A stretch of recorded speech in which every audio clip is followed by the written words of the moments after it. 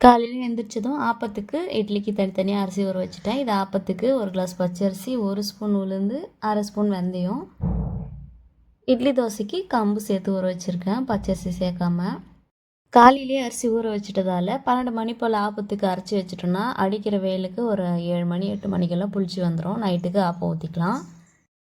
வெத்தலை வள்ளிக்கிழங்க தூக்க முடியாமல் தூக்கிட்டு வந்து இது எனக்கு செஞ்சு கொடும்மான்னு கவின்னு கேட்டான். ஸோ அதனால் அவனுக்கு ஃப்ரை பண்ணிகிட்ருக்கேன். நைட்லேருந்து அவனுக்கும் லைட்டாக ஃபீவர் ஸ்டார்ட் ஆகிற மாதிரி இருக்குது. அதனால் தூதுவளை பறிச்சிட்டு வந்து ரசம் வச்சுருக்கேன். ரசத்துக்கும் இந்த ஃப்ரைக்கும் நல்ல காம்பினேஷன் ஆகிடுச்சி.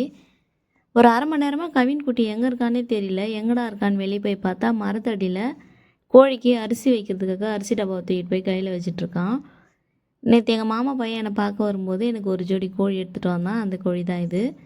அம்மா மாட்டிக்கிச்சம்மா, கோழி கால் மாட்டிக்கிச்சம்மான்னு சொல்கிறான். என்னடான்னு பார்த்தா பக்கத்தில் இருக்க குச்சியில் கோழியோட கால் நூல் எல்லாம் சுற்றிட்டுருக்கு.